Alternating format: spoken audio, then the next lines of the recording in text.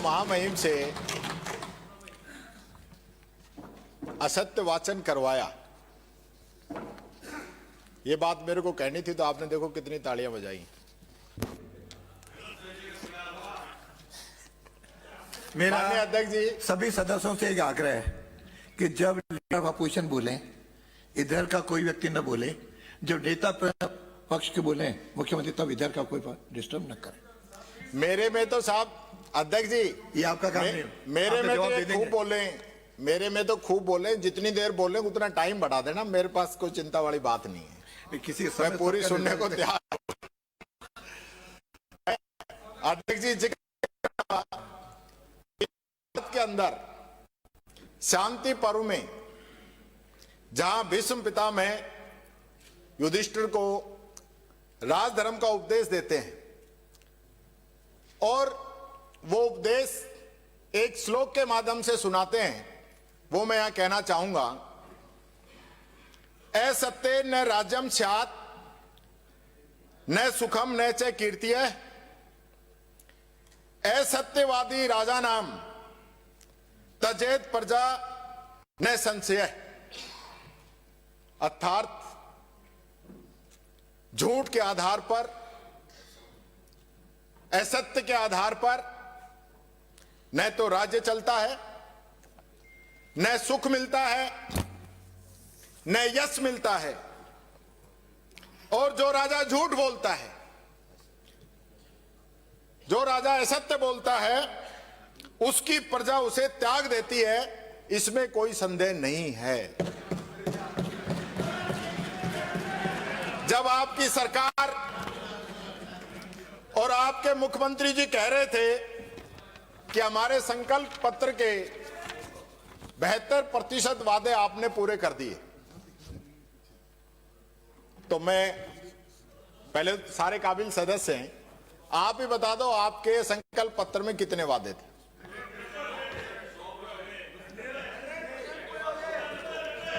Total कोई बताए ना, एक आदमी खड़ा होकर बता दे जो ज्यादा ज्ञानी है। आप पूछोगे तो फिर बोलेंगे, आप तो बोलो। जिस शपथ पत्र के यहां पे कसीदे पढ़े गए, घोषणा पत्र के, उसके बारे में आपको जानकारी नहीं कि हमने कितने वादे राजस्थान की जनता से किए हैं और उन वादों पे आप चुन के आ गए, वही आपको पता नहीं। फिर बात क्या करोगे आप? मैं बता देता हूं, आपने 9 खंडों में अलग अलग जो है 122 वादे किए, विभाग अलग अलग 122 वादे किए थे, और 122 जो वादे किए उनमें से आप कह रहे हो कि हमने 78% पूरे कर दिए, तो ये 28 क्यों रख लिया? कोई जीएसटी लग गई क्या? ये भी पूरा ही बता देते, आप इसको रखने की कहां जरूरत थी? क्योंकि जो हालत जो है वो हकीकत है, वो पूरा प्रदेश जानता है। ये बात मैं कहना चाहूंगा। 4 लाइनों से मैं शुरू करना चाहूंगा। हां, कि लश्कर भी तुम्हारा है, सरदार भी तुम्हारा है, कि लश्कर भी तुम्हारा है, सरदार भी तुम्हारा है, तुम झूठ को सच लिख दो, अखबार भी तुम्हारा है, इस दौर के फरियादी जाए तो कहां जाएं, कानून तुम्हारा है, दरबार तुम्हारा है। एक सूरज की तपन तुमसे बर्दाश्त नहीं होती, एक मोम के पुतले सा किरदार तुम्हारा है, किरदार तुम्हारा है। यह बात मैं कहना चाहूंगा। माननीय अध्यक्ष जी, सरकार का काम चल रहा है। मैंने पिछली बार भी कहा था कि सरकार को बहुत ज्यादा चिंता है कि हम जो कर रहे हैं उससे कहीं ज्यादा अच्छा दिखाया जाए, और उसके लिए आजकल रील फॉर्मेट और चल रहा है सरकार का। माननीय मुख्यमंत्री जी का आज सुबह एक रील डली कि कर्म योगी मुख्यमंत्री रात के 12 बजे सचिवालय से मुख्यमंत्री ऑफिस से आते हुए, 12 बजे तक तो लगभग सभी काम करते हैं। मोदी जी जब 24 घंटे करते हैं तो हम 12 बजे तक ही काम कर रहे हैं। आज तो इतना विशेष दिन था, मैं तो सोचता था कि मुख्यमंत्री जी सुबह 3, 4, 5 बजे तक काम करते होंगे, कोई घंटा आध घंटा सोने को मिलता होगा, ये स्थिति है। और वो रील बनवाने वाले को अध्यक्ष महोदय 8 करोड़ रुपए का पैकेज दिया है, 8 करोड़ का। और वो YouTube कभी खोल के देखना, आप सब भी नहीं देखते होगे, आप सब अगर देखते हो ना, चैलेंज करता हूं, उसके व्यूज ही कोई 50, 100, 200 आते हैं। तो जितने आपके विधायक हैं, इतने लोग भी उस चैनल को नहीं देख रहे। तो ये ब्रांडिंग किस लिए की जा रही है? एक दिल्ली के चैनल को एक शो के लिए 1 करोड़ रुपए। वाह साहब वाह, बहुत बढ़िया। ये सरकार चल रही है। दुर्भाग्य है कि 4-4 महीने तक कैबिनेट नहीं होती, और हां 4-4 महीने तक, और कैबिनेट से पहले देश के बहुत बड़े उद्योगपति, 2 कैबिनेट मीटिंग हुई हैं, उनसे पहले देश के बहुत बड़े उद्योगपति मिलके गए हैं, उससे अगले दिन ही कैबिनेट बुला ली। ये बड़ी आश्चर्य की बात। आप कहो तो नाम भी बता दूंगा। ये वही बात, कोई नहीं पूछ रहा, सबको पता है, और ऐसा लग रहा है जैसे उनका आने के बाद ही बुलाई हो। दूसरा, विधायक दल की बैठक हुई, कई तो मंत्री लेट आते हैं, और उस बैठक के अंदर आपके विधायकों ने सरकार की हकीकत बताई कि कई मंत्रियों की वजह से, मैं मंत्री का नाम नहीं लेना चाहता, उस मंत्री की वजह से हमें हाथ तो लिवा दे, तुम मरवा दे उसको बेचारे को। तुम तो चाहते ही यही हो कि मैं उसका नाम ले दूं, क्योंकि आप सबने सुना है, आपकी विधायक दल की बैठक की बात है। उसने कहा कि ये एक मंत्री की वजह से हमें गांव में घुसने नहीं देंगे लोग। ये हालत राजस्थान के अंदर इन लोगों ने कर रखी, हकीकत है आपकी। माननीय मुख्यमंत्री जी, ये आपका रिप्लाई कल होना था, लेकिन आज हो गया।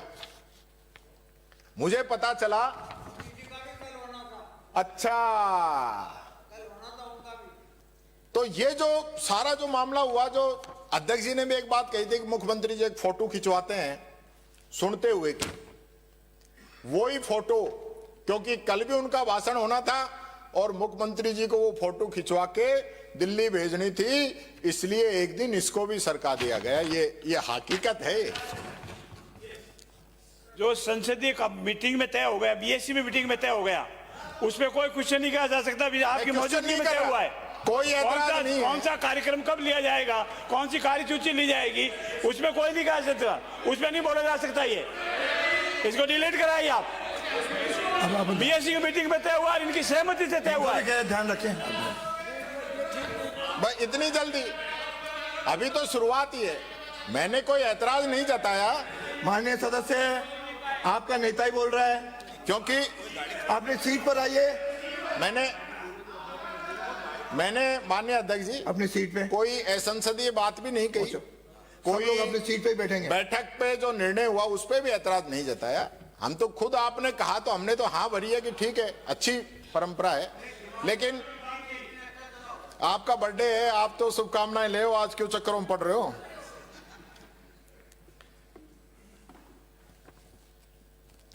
आपने 2 साल की उपलब्धि गिनाने के लिए मंत्रियों को जिलों में भेज दिया। क्या उपलब्धि गिना क्या है? एक मंत्री से तो प्रेस वाले पूछते रहे कि एक तो गिना दो, एक उपलब्धि तो बता दो, जिस शहर में, जिस जिले में आप प्रेस कॉन्फ्रेंस कर रहे हो, वही एक मंत्री। वो एक भी उपलब्धि नहीं गिना पाए। माननीय अध्यक्ष महोदय, कमाल है। यानी कि 5 साल में जो काम हुआ वो आपने 2 साल में कर दिया, लेकिन उपलब्धि एक भी नहीं बताओगे। बड़ी जो है अजीब सी बात है।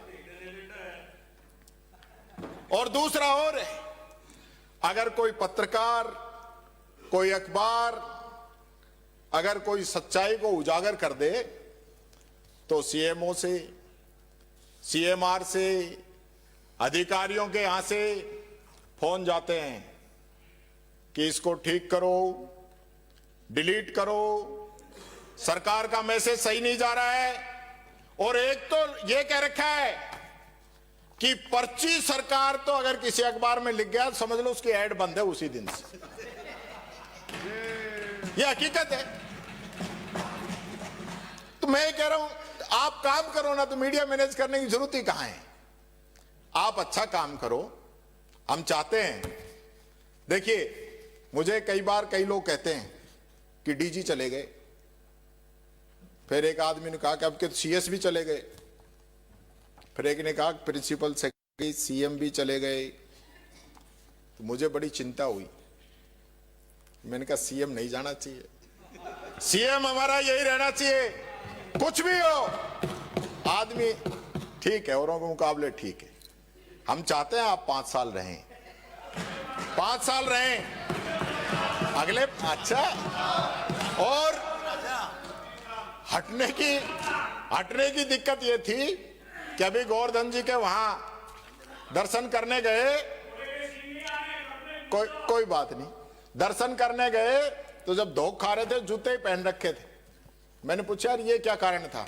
बोले मुख्यमंत्री जी को चिंता ये थी कहीं फोन आ जाए, जूते पहनने का टाइम नहीं मिले तो पहन के धोख खा लो।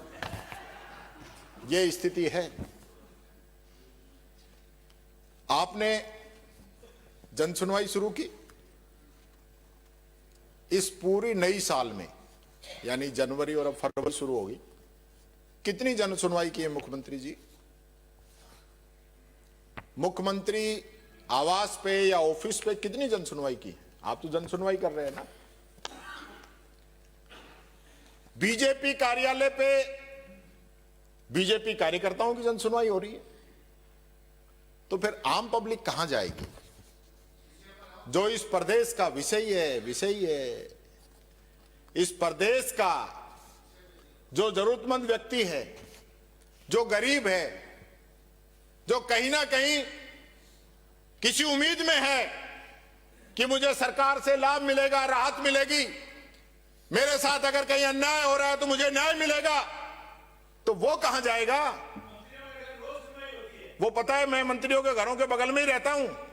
मेरे से मत पूछवाओ कि कितने मंत्रियों के दरवाजे खुले हैं, कितनों के बंद रहते हैं। मैं वहीं रहता हूं, सिविल लाइंस में ही है, सिविल लाइंस में ही आपने मकान दे रखा है, वहीं रहता हूं। और मुझे पता है कितने मंत्री रहते हैं, कितने जनसुनवाई करते हैं, कितनी गहमा गहमी रहती है। सिविल लाइंस के तो रास्ते ही बंद कर रखे हैं। जनसुनवाई करने वाले आएंगे कहां से? ये हालत है। और कई मंत्रियों को तो सचिवालय गए हुए कितने कितने दिन हो गए। मुख्यमंत्री जी जरा रिकॉर्ड निकलवाओ। अकेला आदमी कहां तक लड़ाई लड़ेगा? आप खूब मेहनत करो पर फौज तो साथ चले। अब ये तो जो स्थिति यहां आप देख रहे हो, 3-4 दिन से जो हालत हो रही है, यानी कि आप इतना इनको समझाते हैं, कहीं टाइट भी कहते होंगे, लेकिन उसके बाद जो है ना, नतीजा वही ढाक के 3 पात वाली स्थिति है। कुछ आप लोग करिए। अब 2.25 साल हो गए, अब भी हमारा नाम लेते हैं मुख्यमंत्री जी। मुझे चिंता ये होती है कि ये जो सरकार है इसको बने हुए 2.25 साल हो गए, आधा समय पूरा हो गया है। 4 साल बाद ये बैठे हैं ना, ये मानना छोड़ देंगे आप लोगों की, क्योंकि इनको पता है अगला राज कांग्रेस का आएगा। तो आधा समय पूरा हो गया, और आधा समय पूरा होने के बावजूद भी जो स्थिति आपकी घोषणाओं की, दूर जाऊंगा तो समय लगेगा, यही बात कर लेते हैं। सभी माननीय सदस्यों के लिए घोषणाएं की थी कि आपका जो वेतन है वो महंगाई बढ़ेगी तो उसी तर्ज पे आप लोगों का भी बढ़ जाएगा, ताकि कभी किसी को कोई ऐतराज नहीं हो कि जिस प्रकार से सैलरी, वेतन, भत्ते अधिकारी, कर्मचारी या अन्य प्राइवेट सेक्टर के अंदर बढ़ते हैं, उसी हिसाब से विधायकों के बढ़ जाए। लेकिन नहीं बढ़े। असली दर्द की बात नहीं है। मैं देखूंगा बढ़ेंगे जब आप लोगे कि नहीं लोगे। हाँ, ये हमारे पत्रकार साथी बैठे हैं, आपने इनकी घोषणा कर दी आरजीएचएस की, ओपीडी तो अब तक नहीं मिल रही। बच्चों को स्कॉलरशिप अब भी नहीं मिल रही, पूछ लो। मकान दे दिए हो तो पूछ लो। तो ये घोषणाएं क्यों कर रहे हो आप और मैं? सिविल लाइंस में रहते हैं। पिछली बार घोषणा होगी उसकी ओवरब्रिज की, वो तो बन ही गया होगा, पिछले से पिछले बजट का था। और इस बजट में आपने सहकार मार्ग के ऊपर भी फ्लाईओवर की घोषणा की थी, उस पे तो गाड़ियां ऐसे दौड़ रही हैं कि बस पूछो मत। यानी मुझे पता चला है कि उसके लिए तो अभी एबीसीडी शुरू नहीं हुई, कोई प्लान ही नहीं है, कोई भूमि चिन्हित नहीं, कोई बजट का एलोकेशन नहीं, कुछ नहीं, न कोई टेंडर न कोई वर्क ऑर्डर। तो फिर क्यों घोषणा करते हैं? और मुझे बड़ा दुख होता है मुख्यमंत्री जी, जब इस सदन के द्वारा की गई घोषणाएं, हमारी घोषणाएं, तो आप कहते हो ना कि आप लोगों ने घोषणा की और पूरी नहीं हुई। उसका कारण बता दूं आपको। उसका कारण है 22/12/2023 को इस सरकार के द्वारा निकाला हुआ ये लेटर, जो आपका राज बनते ही आपने निकाला था। मैं पढ़ के सुनाना चाहूंगा आप लोगों को। पहली शर्त, जिन कार्यों के टेंडर वर्तमान में आमंत्रित नहीं किए हैं उन्हें आगामी निर्देशों तक नहीं लगाया जाए, पहली शर्त। दूसरी शर्त, अगर टेंडर भी आमंत्रित कर दिए हैं तो वर्क ऑर्डर नहीं दिए जाएं, दूसरी शर्त। और तीसरी शर्त, अगर वर्क ऑर्डर भी दे दिए हैं और काम शुरू नहीं हुआ है तो उसको भी रोक दिया जाए।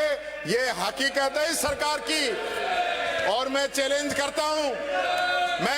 करता हूं मुख्यमंत्री जी, मैं चैलेंज करता हूं,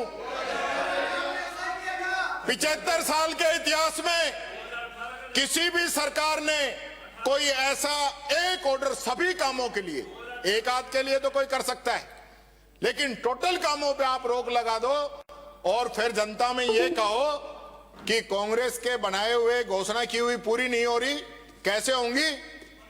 कैसे होंगी? ये हालत है, ये हालत है आपकी। इसलिए माननीय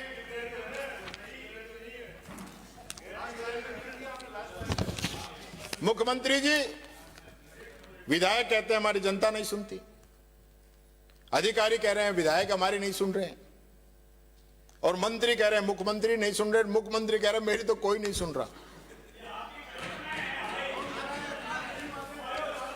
कल्पना नहीं है, हमारे राज्य में किसी विधायक ने थानेदार के पैर नहीं पकड़े काम कराने के लिए। ये हालत है आपकी, एक विधायक थानेदार के पैर छू रहा है। अपने मुख्यमंत्री को नकारा बताया था, कहां कल्पना कर रहे हो? आपका कोई विधायक धरने की धमकी देता है? बैठे बैठे न बोले, आपका कोई विधायक दोनों पक्षों से बैठे बैठे न बोले, टाइम तो दें आप उनको। बैठे कल बताया तो था, आप तो चुप रहो, कोटा पूरा हो चुका, आपका नहीं आ रहा नंबर, रहने दो आप, मत गला खराब करो, मत गला खराब करो। जवाब देने के लिए अवसर है। अरे माननीय सदस्य, आप बराबर बोल रहे हो। माननीय सदस्य सुनो सुनो सुनो, थोड़ा सा सुनो, आपके काम की बात कह रहा हूं, आपका ही भला होगा। अरे फिर कोई विधायक धरने की धमकी देता है, कोई इस्तीफे की देता है आपके विधायक, कोई मरने की देता है। कई विधायकों पे दादागिरी के आरोप लगे हैं, कई विधायकों पे आरोप लगे तो ऐसा पिटवाया सूरज माली को बेचारे को, आज भी वो हॉस्पिटल में है। ये आपकी सरकार के, आपके विधायकों के कारनामे हैं। वो आज भी जो है स्ट्रेचर पे है। एक आदिवासियों की जमीन किन लोगों ने नाम कराई, किन किन लोगों की मिली भगत है उसके अंदर, कौन कौन लोग हैं? मैं मुख्यमंत्री जी इससे आगे नहीं जाना चाहता, पर मैं चाहता हूं कि इस पूरे प्रकरण की जांच हो और जो भी इसमें दोषी है उन पे कार्रवाई होनी चाहिए। गरीब आदिवासी की जमीन जिस प्रकार से छीनने की कोशिश की गई उस पे कार्रवाई होनी चाहिए, बात मैं कहना चाहूंगा। आपके विधायकों की हालत यह है, बीकानेर के अंदर विधायक खड़ा रहा, कलेक्टर बैठा है, अलवर के अंदर कैबिनेट मंत्री की प्रेस कॉन्फ्रेंस में से कलेक्टर उठ के चली जाती है और कई लोग हैं, कईयों की मैं बताना चाहूंगा कि जो हालात इस सरकार के हैं, बताऊं ये राम जी वाली मत बताना, जोगा राम जी वाली मत बताना। वो पुरानी होगी, आपने भी कहा था पुरानी होगी, मैंने आपको अखबार की कटिंग भी भेजी थी। और यही नहीं, मैं इसमें कोई दोषारोपण नहीं कर रहा हूं, लेकिन सरकारी अधिकारी और जनप्रतिनिधियों के बीच में एक सम्मान होना चाहिए। एक प्रभारी मंत्री से कलेक्टर किस प्रकार से बात करता है, एक विधायक से तहसीलदार किस प्रकार से बात करता है। प्रोटोकॉल में हम कहते हैं, प्रोटोकॉल में कहते हैं चीफ सेक्रेटरी से ऊपर का दर्जा है, लेकिन क्या यह प्रोटोकॉल है? कोई गरीब जनप्रतिनिधि या कोई नया जनप्रतिनिधि है तो उसका मजाक उड़ाया जाता है। इस समय मैं कहना नहीं चाहूंगा आपकी हालत क्या है। आपके मंत्री और राज्य मंत्रियों के बीच में प्रधान हटाने को लेकर भी झगड़ा चल रहा है। सूरसागर के अंदर कलेक्ट्रेट पे धरना देने की बात विधायक कर रहे हैं। एक मंत्री पे बिजली का खंभा हटाने में उसके बेटे का नाम का भी जिक्र है। मैं पूरा बताऊंगा तो पूरी पोल खुल जाएगी। सरेआम हालत यह है माननीय अध्यक्ष महोदय, गैंगस्टर कोई वॉक पे जाता है गोली मार के चला जाता है, कोई जिम में जाता है गोली मार के चले जाते हैं। ये हालत है आपकी, ये कानून व्यवस्था है। अभी 3 दिन पहले क्या हुआ सवाई माधोपुर के अंदर, क्या हालत हो चुकी है। एक महिला बकरी चराने गई, उसके पैरों के अंदर चांदी के कड़े थे, कड़े निकालने के लिए अपराधियों ने उसकी हत्या की और उसके पैर काट के कड़े निकाल के ले गए। माननीय अध्यक्ष महोदय, ये शर्म की बात है। और हम कानून व्यवस्था की दुहाई दे रहे हैं, प्रदेश की बड़ाई कर रहे हैं। ये कानून व्यवस्था है, यही कानून व्यवस्था है। कितने लोगों पे कार्रवाई हुई है? आप कभी पूछते हैं कि किसके इलाके में जो घटना हुई है, कौन थानेदार, कौन डीएसपी, कौन एसपी इसका जिम्मेदार है?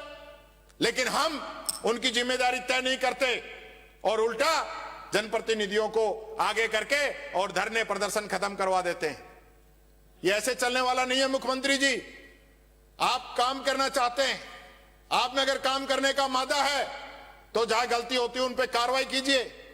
आपके क्षेत्र के अंदर एक तहसीलदार और एक और अधिकारी, दोनों ने मिलके तालाब की जमीन को ही बेच दिया। आपने कार्रवाई की, आपने उसको सस्पेंड किया, लेकिन आपने एसीबी में केस क्यों नहीं किया? जब आपने यह समझा कि उसने गलत किया है, उसकी मंशा गलत थी, तो उस पे एसीबी का मुकदमा दर्ज होना चाहिए था उन लोगों पे, और या अगर उनकी गलती नहीं थी तो सस्पेंड नहीं होने चाहिए थे। क्या हम यही सुशासन है?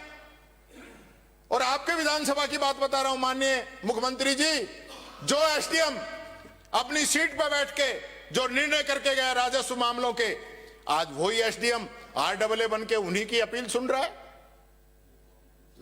ये तो आप बताइए, संसदीय मंत्री बताएं कि जिस आदमी ने जो प्रकरण पहले सुना हो और उसी की अपील उसी के करवा रहे हो। न रहने दो। आप चुनाव क्यों नहीं करा रहे? चुनाव कराने में आपको क्या दिक्कत है? वो वही आरडब्ल्यू ले गया जिसको मदन जी राठौड़ ने लगवाया था, इन्होंने हटवा दिया। वही है, वही है। तो ये जो बात है आपको समझनी पड़ेगी। और आप जो है वो तहसीलदार ही नहीं लगा पाए अब तक अपने क्षेत्र में। यानी मुख्यमंत्री जी के विधानसभा क्षेत्र में तहसीलदार की पोस्ट तभी से खाली है, नवंबर से ही, फरवरी आ गया, तो हम दूसरी जगह का क्या सुशासन देंगे? जी राम जी, मेरे को ऐसा लगा है सरकार की भी जयराम जी हो गई है।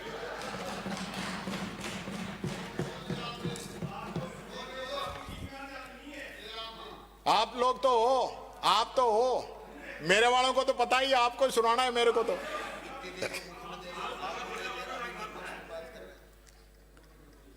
कई एमएलए ऐसे हैं जो यहां 5 दिनों की इस चर्चा में खूब प्रशासन के खिलाफ बोल रहे हैं ना। मुख्यमंत्री जी के ना ऐसे नहीं बोल रहे, वो तरीके से बोले, ऐसे नहीं बोले। सरकार के खिलाफ, सरकार का मालिक तो मुख्यमंत्री होता है, पर इनका भी मरण है। यहां बोले तो आप मारो और नहीं बोले तो जनता मारे। ये जाए तो जाए कहां, किसको सुनाए अपनी बात, कहां रखें? ये हालत इन लोगों की हो गई है। आप बार बार double engine, double engine, double engine. अब ऊपर वाले इंजन की बात करता हूं, पहले 4 लाइनें सुनाना चाहूंगा। विदेश नीति की परतें किताब ने खोल डाली, 56 इंच की सच्चाई कलम ने तोल डाली। सेना अध्यक्ष का सच जब संसद तक पहुंचा तो राहुल गांधी की आवाज पर पाबंदी लगा डाली, पाबंदी लगा डाली, पाबंदी लगा डाली। तो ऐसी क्या बात थी, ऐसी क्या बात थी, ऐसी क्या बातें थी जो आप सुनना नहीं चाहते? राहुल गांधी जी ने 2 लाइनें दी थी ना मैंने।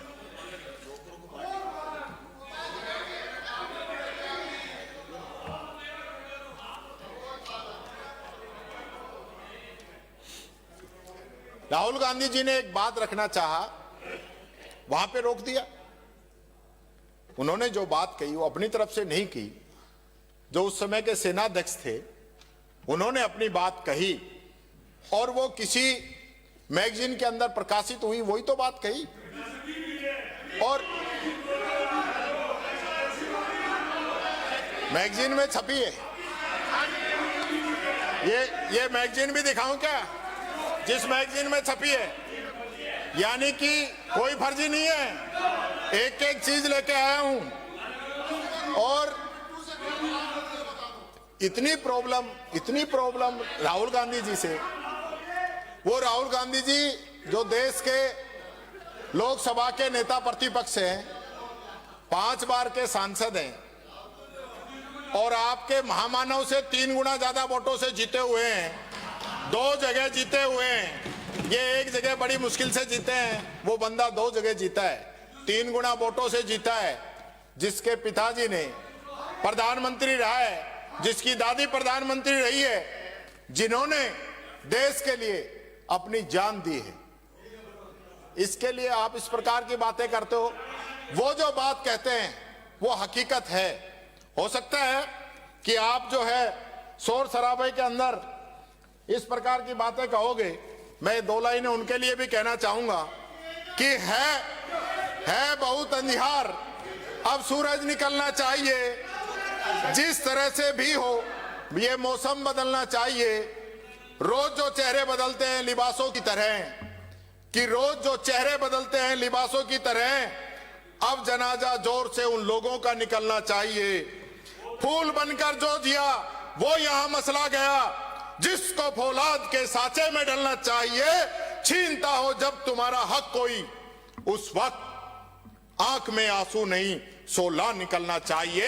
आज राहुल गांधी की आंखों में 16 निकल रहा है, उसको सहन नहीं कर पाओगे आप लोग, ये बात मैं कहना चाहूंगा। अब मैं देश के, मैं नाम नहीं लूंगा, कि नॉन बायोलॉजिकल एक सज्जन है, उन्होंने 2013 में एक चुनावी रैली में भाषण दिया था, वो मैं सुनाना चाहूंगा कि आज ऐसी स्थिति आई है कि भारत सरकार और भारत का रुपया दोनों के बीच में स्पर्धा लगी है कि कौन ज्यादा गिरेगा, किसकी साख ज्यादा गिरेगी।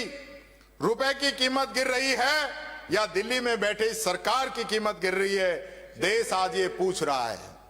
उसी सज्जन ने कहा था तत्कालीन प्रधानमंत्री मनमोहन सिंह जी पे कि जब रुपया गिरता है तो देश की साख भी गिरती है। जिस देश का रुपया गिरता है उस देश के प्रधानमंत्री की प्रतिष्ठा भी गिरती है। रुपये की गिरावट सीधे सीधे प्रधानमंत्री की साख और उसकी गरिमा से जुड़ी होती है। रुपया जितना नीचे गिरता है प्रधानमंत्री की साख भी उतनी नीचे चली जाती है। ये नॉन बायोलॉजिकल एक सज्जन है, उनके द्वारा 2003 में कहा था। और उन्होंने ये भी कहा था कि भ्रष्ट राजनीति जो दिल्ली से चलती है उसका इसमें बहुत बड़ा रोल है। भारत का रुपया आज हॉस्पिटल के अंदर पहुंच गया है, वो अपनी अंतिम सांसें गिन रहा है, इसे तुरंत एक अच्छे डॉक्टर की जरूरत है। और उन्होंने ये भी कहा था कि ऐसे नहीं होता मित्रों, मैं शासन में बैठा हूं, मुझे मालूम है इस प्रकार से रुपया इतनी तेजी से नहीं गिर सकता। अरे नेपाल का रुपया नहीं गिरता, बांग्लादेश की करेंसी नहीं गिरती, पाकिस्तान की करेंसी नहीं गिरती, श्रीलंका की करेंसी नहीं गिरती। क्या कारण है कि हिंदुस्तान का रुपया इतना पतला हो गया कि गिरता ही जा रहा है। किसने कहा था ये? मैं नाम नहीं ले रहा हूं, मैं नाम नहीं ले रहा हूं, मैं पूछ रहा हूं, अब साख नहीं गिर रही? अब नहीं गिर रही ना साख, क्योंकि साख उसी की गिरती है जिसकी साख हो। क्योंकि आप लोगों ने चुप्पी साध ली है। 2014 में जब आपको चार्ज देके गए थे ना, तब 59 रुपए, $1 की कीमत 59 रुपए के बराबर थी। और आज फरवरी 2026 के अंदर 92 रुपए $1 के बराबर हो चुके। ये मैं आपको बताना चाहता हूं। यानी मनमोहन सिंह जी जैसे अर्थशास्त्री के लिए आपने क्या नहीं कहा, और आज चुप्पी। चुप्पी जिस 2014 के बाद में पीआर की टीम तैयार की गई और यह कहा गया कि भारत का डंका बज रहा है, भारत का डंका बज रहा है। ऑपरेशन सिंदूर के अंदर माननीय अध्यक्ष जी, ऑपरेशन सिंदूर के दौरान दोनों से आग्रह किया है, आपके नेता बोलेंगे, इन सारे प्रश्नों का वो जवाब देंगे, तो वो जवाब देंगे। इसलिए यहां से भी कोई नहीं बोले, वहां से कोई नहीं बोले। मेरे क्वेश्चनों का जवाब देना है ना, आपके नेता सक्षम है। मेरे क्वेश्चनों का जवाब देना है तो सीएम बनना पड़ेगा। देख लो, बीच में मत खड़ो। ऑपरेशन सिंदूर के दौरान अभी मैं देख रहा था, हमारे एक राज्य मंत्री बाहर भाषण दे रहे थे, अमेरिका को घुटनों के बल टिका दिया है, 18% करा दिए पेनल्टी। मैंने कहा भाई, ऑपरेशन सिंदूर हुआ, हमारी सेना ने शौर्य, पराक्रम, वीरता के साथ पाकिस्तान को मुंह के बल गिराया। और ये पहला मौका नहीं है, इससे पहले भी हमेशा पाकिस्तान का इलाज किया है। इंदिरा गांधी ने तो पाकिस्तान के 2 टुकड़े कर दिए, 92,000 सैनिक घुटनों के बल टिका दिए। लेकिन हमारे चलते हुए युद्ध के अंदर ट्रंप साहब का बयान आता है कि मैंने सीज फायर करा दिया है, मैंने वॉर रुकवा दी है।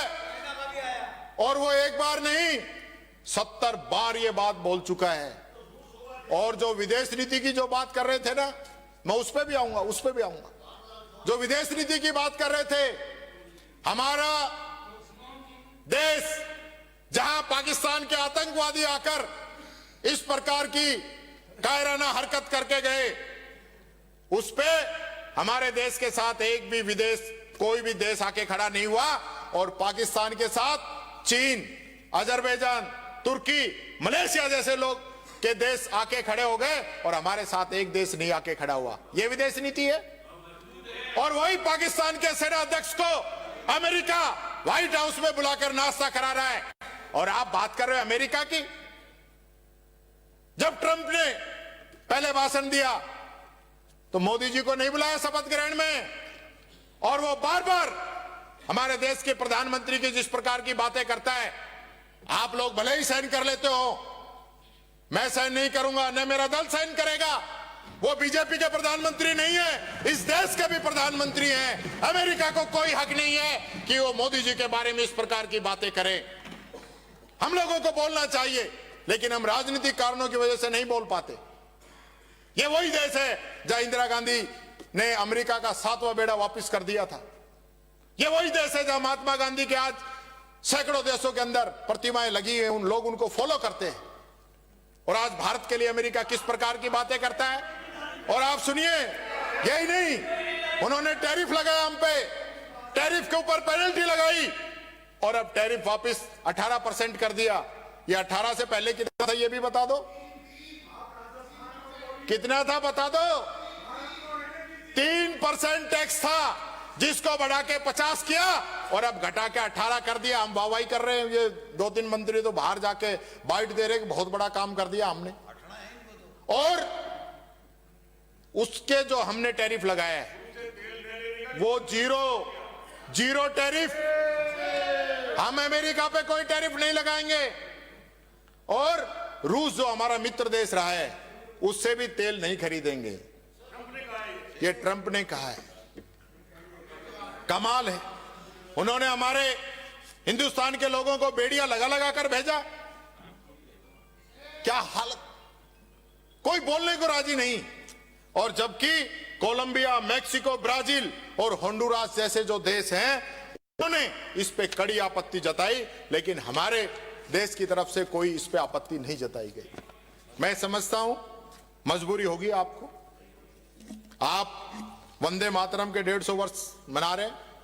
जहां वंदे मातरम का जश्न होना चाहिए था वहां हमने इसको विवादों में घेर दिया। कौन लोग हैं जिन्होंने वंदे मातरम को नहीं अपनाया? जब आजादी की लड़ाई चल रही थी और वंदे मातरम गाने वालों को जेल के अंदर भेज दिया जाता था, कौन लोग थे वो जिन्होंने वंदे मातरम को नहीं अपनाया?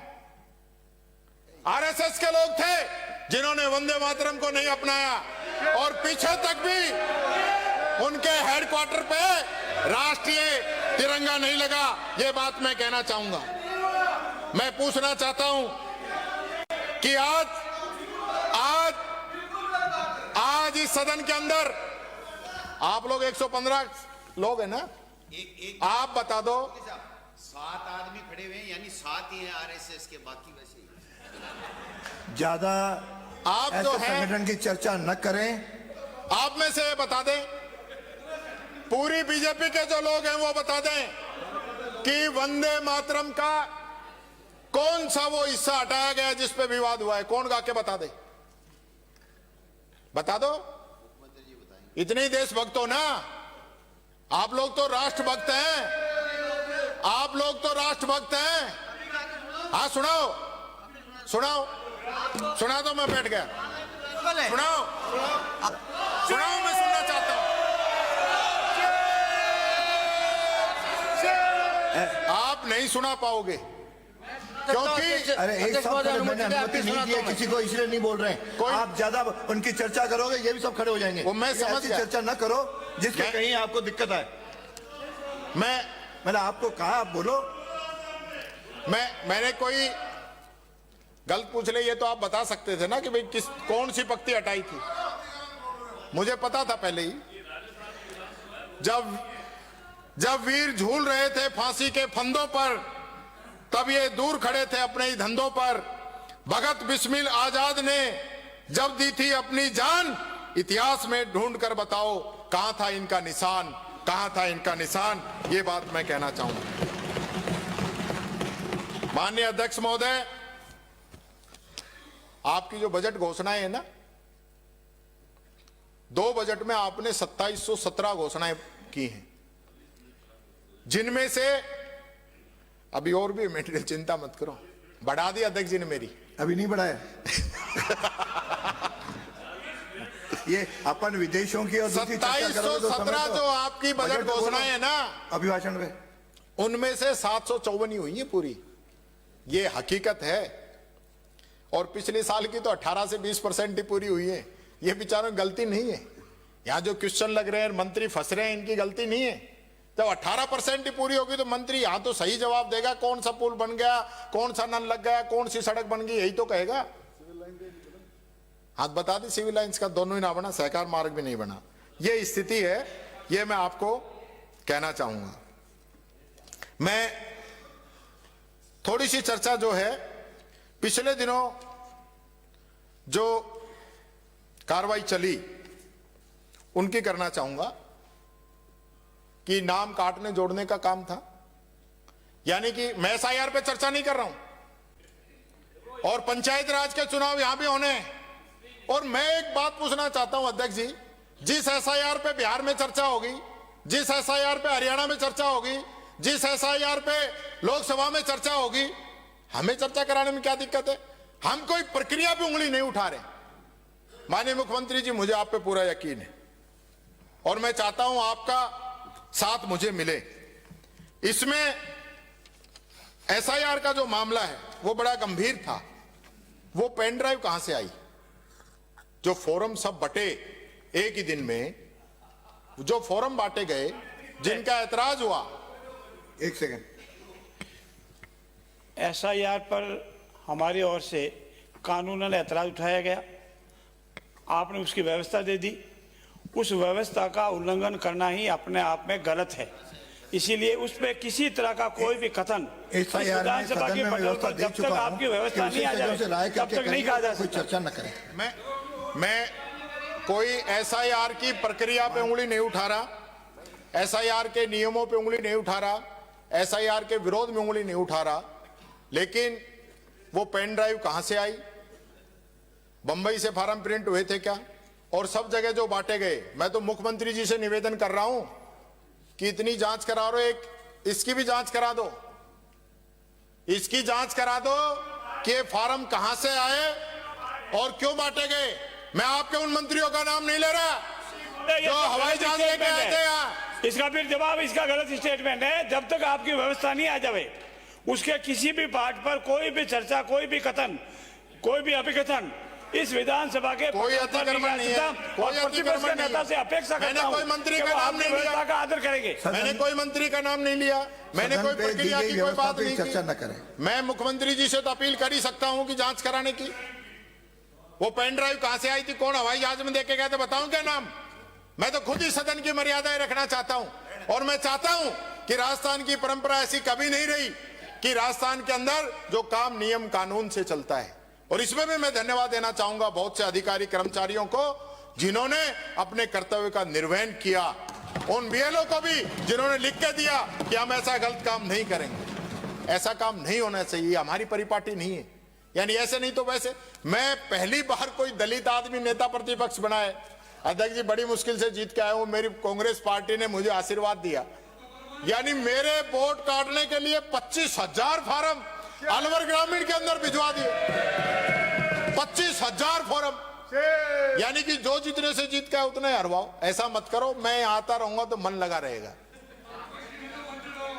इसलिए आप जिस प्रकार की जो बात कर रहे हो रहेगा वो गलत है। आदरणीय प्रतिपक्ष के नेता जी, हमारा तो मन लगे रहेगा, पड़ोस में तकलीफ होगी। सिर साठे रुक रहे तो भी सस्तो जान। मैं जंबो जी ने जो बात कही उसका यहां पे जिक्र करना चाहूंगा कि राजस्थान की वो धरती जहां अमृता देवी ने आंदोलन किया पेड़ बचाने के लिए, 363 लोगों ने अपनी जान दे दी और ये कहा कि अगर एक सर देकर भी एक पेड़ बचता है तो भी वो सस्ता है, इसलिए जान देने में पीछे नहीं हटना है। आज हम इन पेड़ों को क्यों काटने पे तुले हुए हैं? मैं पूछना चाहता हूं, जब जनभावना खेजड़ी के साथ है, हाई कोर्ट का निर्णय उस पे आया हुआ है, बीकानेर के अंदर जिस हम धर्म की बात करते हैं, हिंदू धर्म की, उस धर्म के साधु संत सन्यासी वहां पे आमरण अनशन कर रहे हैं, उनकी तबीयत बिगड़ रही है, उनको हॉस्पिटल में तो हम एडमिट करा रहे हैं, लेकिन खेजड़ी के लिए हम बात नहीं कर रहे हैं। मुख्यमंत्री जी, एक मंत्री नहीं गए वहां बात करने के लिए और आज गए, और हालत यह है कि लाखों लोग, करोड़ों लोग राजस्थान के ये चाहते हैं कि खेजड़ी नहीं कटनी चाहिए। ये बात मैं सदन के माध्यम से रखना चाहूंगा। ये हमारा पवित्र सदन, इस पे कानून बनाए, खेजड़ी काटने पर हमारा राज्य वृक्ष है, ऐसे बर्बाद कर रहे हैं हम उसको। और खेजड़ी तो खेजड़ी, छोटे मोटे पौधे घास तक भी पूरी साफ की जा रही है। ये हम किस ओर जा रहे हैं? जो ग्लोबल वार्मिंग की जो चेतावनी आई हुई है वो हमको समझनी पड़ेगी। हम अरावली को 90% अरावली को खोलना चाहते हैं। हम किस ओर जा रहे हैं? आज के इस समय में जहां पूरा देश और विशेष रूप से मैं बात करूं एनसीआर और दिल्ली के आसपास के पूरे क्षेत्र की, चाहे जयपुर हो, भिवाड़ी हो, अलवर हो, जोधपुर हो, बड़े बड़े शहर आपके पोल्यूशन से घिरे हुए हैं। दिल्ली के अंदर तो सांस लेने में दिक्कत है। मैं 2 दिन चला गया, अब तक जो है गुड़ और काली मिर्च लेनी पड़ रही है मेरे को। ये स्थिति है। मैं तो धन्यवाद देता हूं मुख्यमंत्री जी को, जो सप्ताह में 2-2, 3-3 बार जाते हैं और उस पोल्यूशन को झेल रहे हैं। ये तो इनको धन्यवाद है, क्योंकि राजस्थान से अगर कोई व्यक्ति सबसे ज्यादा दिल्ली गया इन 2.25 वर्षों में तो हमारे माननीय मुख्यमंत्री जी हैं। गजब के फेफड़े हैं साहब, गजब के फेफड़े, जो पूरा इतना पोल्यूशन भी झेल रहे हैं। ये बात आपको गर्व मैं कहना चाहूंगा। आपको गर्व होना चाहिए। हानि गर्व है साहब, मैं तो गर्व की बात कर रहा हूं। मैं ये कहना चाहूंगा कि शंकराचार्य, ये नया भारत आ गया। यानी शंकराचार्य बोले तो डिग्री लाओ, किसान बोले तो डिग्री लाओ, सर्टिफिकेट, और कोई वकील बोले तो सर्टिफिकेट दिखाओ। खुद की डिग्री कहां है? दिखाई है क्या आज तक? ये हमारा सनातन, जिसके अंदर शंकराचार्यों को सर्वश्रेष्ठ माना गया है, आज हो क्या रहा है? आज उल्टा हो रहा है। जिनको पूजा करनी थी वो देश चला रहे हैं, और जिनको देश चलाना था वो पूजा कर रहे हैं।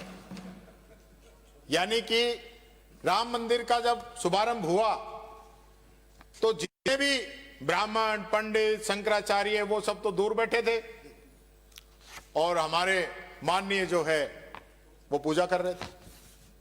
यानी कि जितना भी शुभारंभ होता है हम सब लोग यहाँ पे हैं। रोजाना मंदिरों के जब उनका लोकार्पण होता है, उनमें मूर्ति स्थापना होती है, उसके अंदर सब लोग जाते हैं, लेकिन हम लोग पीछे बैठते हैं, और जो वहां पंडित ब्राह्मण जो भी आते हैं वो आगे रहते हैं।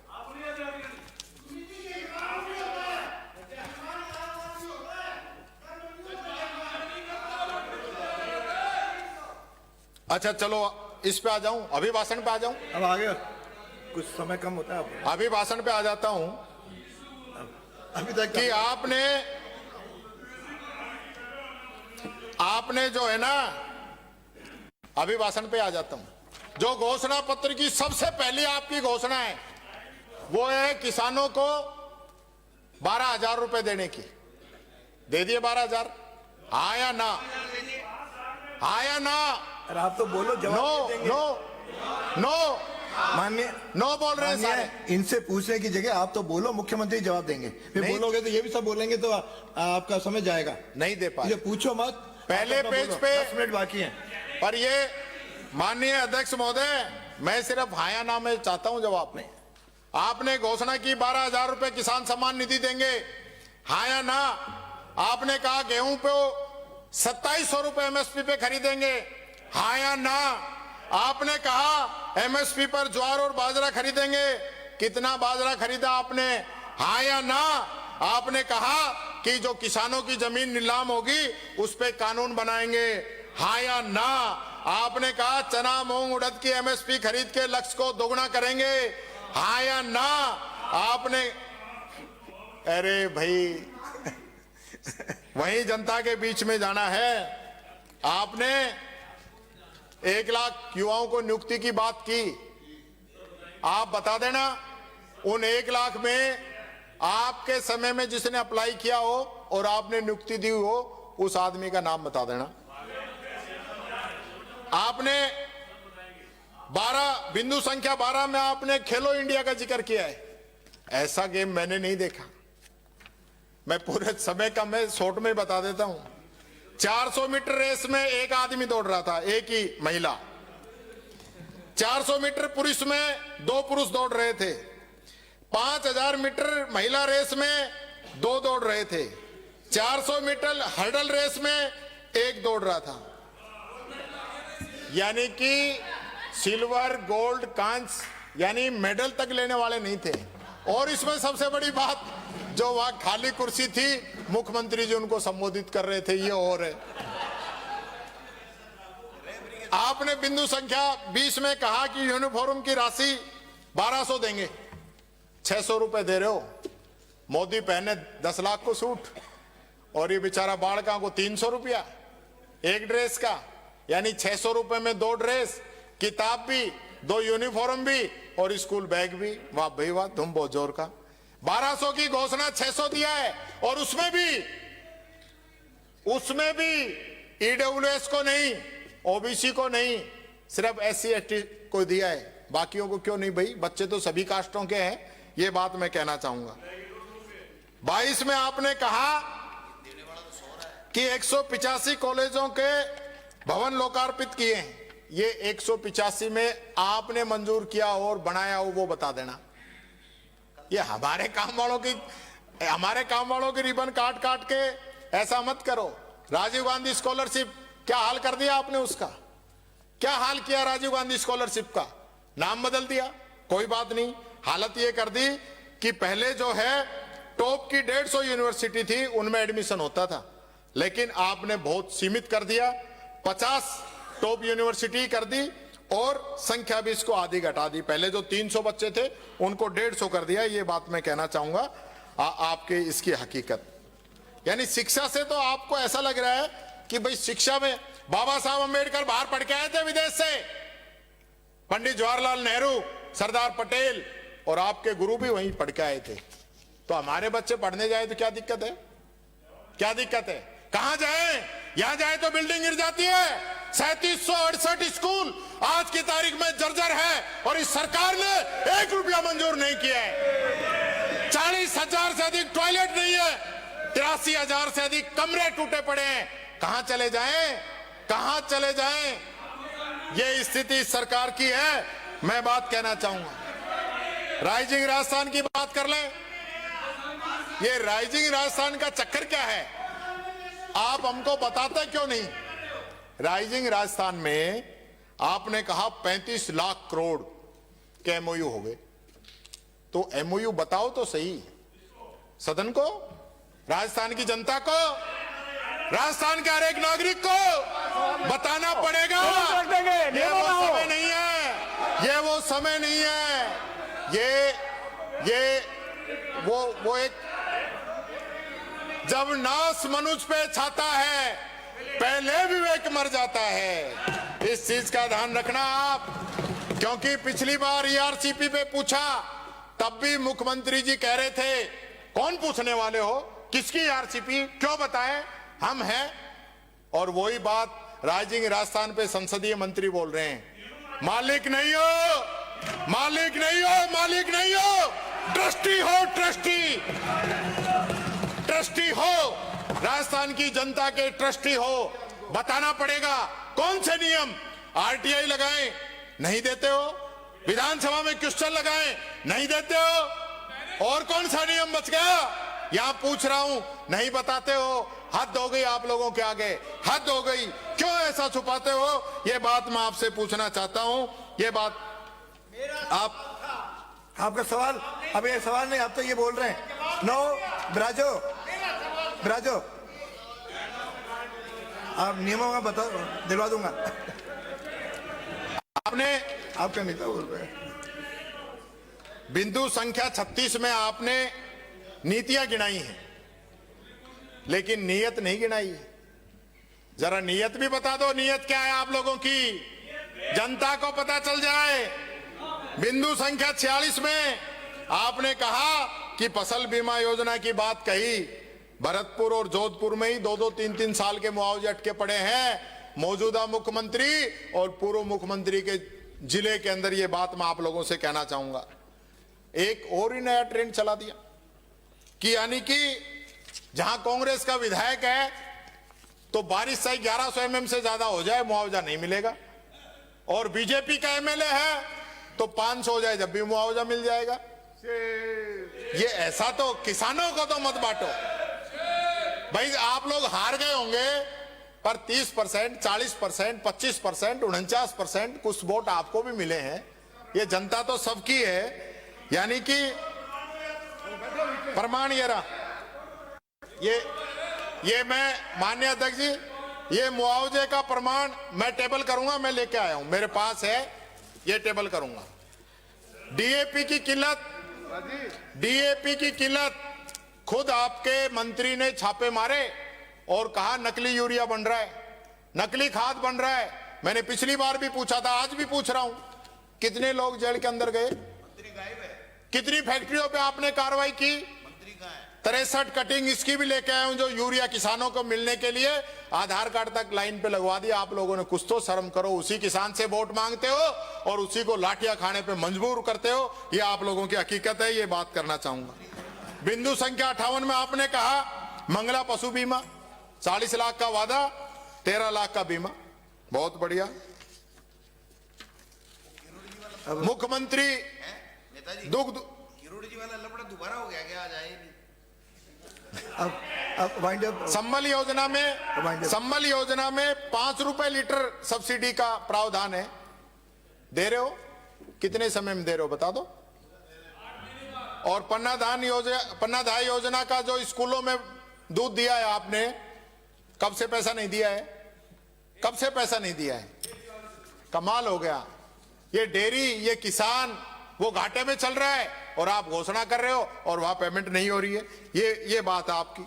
और आपने बड़े कसीदे पढ़ रहा था कोई कि हम जो है राजस्थान को दूध उत्पादन में 2 नंबर पे ले आए ना 2 नंबर पे। पहले 1 नंबर पे था, सही है, पहले 1 पे था, आप 2 पे ले आए इसको। अभी आपका राज आने के बाद में ये बात कहना चाहूंगा। बिंदु संख्या 64 में आपने दिन में बिजली की बात कही। जो सारा काम हमने किया आपने 4 जिलों में ही मात्र बढ़ाई है और बिजली नहीं आ रही। 85-86 में पेंशन का जिक्र किया, 3-3, 4-4 महीने नहीं आ रही। 97 में पूरा रसोई का जिक्र किया। जयपुर में क्या हालत हो रही है ये मैं कहना चाहूंगा। मैं बहुत ज्यादा सामान है पर थोड़ा सा मैं बीच में, क्योंकि मेरे अभी 5-7 मिनट बची हैं, इसलिए मैं ये कहना चाहूंगा माननीय मुख्यमंत्री जी कि आपके यहाँ जनसुनवाई होती है। उस जनसुनवाई में पता चला है कुछ लोग जो है जमीनों का सौदा कर रहे हैं, खुद एप्लीकेशन लगा के सीएम हाउस में और जमीनों का सुलटेरा कर रहे हैं। आपको पता चला, आपने कार्रवाई की, आपने सस्पेंड किया, हटाया उस आदमी को, पर जेल में सुरंग वहीं नाक के नीचे ही। कमाल हो गया। दूसरों के दरवाजे की तो आप जिक्र कर रहे हो, खुद के घर के अंदर नहीं देख रहे हो। ये बात मैं आपसे कहना चाहूंगा। दूसरा जो मैं कहना चाहूंगा, आपने परसों मीटिंग ली उड़ता राजस्थान, आपने धमकाया अधिकारियों को, आपने की कि ये ड्रग्स कहां से आ रहा है। राजस्थान पत्रिका ने अभियान चला रखा है, हमारी कांग्रेस पार्टी ने अभियान चला रखा है। आप ड्रग्स कहां से आ रहा है अभी तक आपको यही नहीं पता है? क्यों नहीं पता है? इन सभी सदस्यों से पूछ लो। आने वाली पीढ़ी किस दिशा में जा रही है? हम अगर आज इस पे निर्णय नहीं करेंगे तो आने वाला कल बहुत खतरनाक होगा। यह बात मैं आप लोगों से कहना चाहूंगा। आज जयपुर के जाम की समस्या, जयपुर के अंदर व्यक्ति निकलता है 5 किलोमीटर में आधा घंटा, 1 घंटा लगता है। बच्चों की परीक्षाएं छूट जाती है, स्कूल में लेट हो जाते हैं, एम्बुलेंस के अंदर लोगों की मौत हो जाती है। आपने एक बार तो कहा था कि मैं जो है रूट नहीं लगवाऊंगा, फोटो भी खींची, अच्छी बात है। आपने एक मैसेज दिया कि मुख्यमंत्री भी लाल बत्ती पे रुक रहा है, फिर आपने वो रूट चेंज क्यों कर दिया? वो नियम क्यों चेंज कर दिया आपने? रोजाना रूट लगता है आपके लिए और पूरा रोड खाली हो जाता है। आज मैं आपके रूट के पीछे पीछे आया, 2 मिनट में विधानसभा पहुंच गया। रोजाना 15-20 मिनट लगती हैं। ये मैं मेरी स्थिति बता रहा हूं। लेकिन अगर हम इस जयपुर शहर की और ऐसे ही पूरे राजस्थान के जो अंदर जो शहर हैं उनके जाम की चिंता नहीं करेंगे तो कब करेंगे? आप बताइए। आपका तो लवाजमा है, खड़े हैं चौराहों पे, पूरा मैसेज वायरलेस जाता है, हट जाओ, रोक दो, ये कर दो, और सीएम साहब चले जाते हैं। लेकिन जो आम आदमी रोजाना निकलता है उस पे क्या बीतती है? क्या प्लानिंग है? कोई सरकार ने कोई इसके लिए प्लान तैयार किया है? कोई एजेंडे में रखा है आपने? आप मेट्रो जो शुरू हुई हमारे समय में आप कर नहीं पाए, घाट की गुणी जैसी हमने बना के दी, गुजर की धड़ी अंडरपास हमने बना के दिया, फ्लाईओवर आपका हमने बना के दिया। जो काम जो हो रहे सारे कांग्रेस सरकार की सोच थी। पूरा बाजार चौड़े करा दिए थे। ये धारीवाल जी यूडीएच मंत्री थे, क्या क्या काम नहीं हुआ। और आप लोग कर क्या रहे हो? ये जवाब जनता को देना। मेरे को तो आप बोल सकते हो। ये बात मैं आप लोगों से कहना चाहूंगा। सामान तो मेरे पास माननीय अध्यक्ष महोदय इतना है कि ये 2 घंटे तक इनको कह सकता हूं। लेकिन अंत में एक बात कहना चाहूंगा कि एजुकेशन का जो भंटाधार हुआ है, जनवरी के अंदर जो ट्रांसफर किए जा रहे हैं, हाई कोर्ट की रोक के बाद, चुनाव आयोग की रोक के बाद, मेरे को तो चुनाव आयोग बता रहे हो कि वो संस्था है, उसके बारे में बात नहीं करोगे तो चुनाव आयोग ने रोक लगा रखी, उनकी लिस्ट आप निकाल दोगे, आपको सारी छूट है। वाह साहब वाह। ऐसा बंटाधार मत करो। यहाँ की एजुकेशन का पूरा सेशन निकल गया, ना आपने साइकिल दी, ना आपने किताबें दी, ना आपने स्कूटी बांटी। जो बटी हमारे समय की है 60,000 स्कूटी, 2 साल की 30-30 हजार, टेंडर तक नहीं हुए हैं। ये बात मैं आप लोगों से कहना चाहूंगा। बच्चों के हितों से खिलवाड़ मत करो। राजनीति करने के लिए हम है ना, हमसे करो खूब राजनीति। ये बात, हाँ, राम कथा। और अंत में 2 लाइनों के साथ मैं अपनी बात को खत्म करना चाहूंगा कि बर्बाद गुलिस्ता करने को बस एक ही उल्लू काफी था, हर साख पे उल्लू बैठा है, अंजामे गुलिस्ता क्या होगा, अंजामे गुलिस्ता क्या होगा। यही बात कहते हुए माननीय अध्यक्ष महोदय बहुत बहुत धन्यवाद। राम राम। सदन के नेता माननीय भजन लाल जी।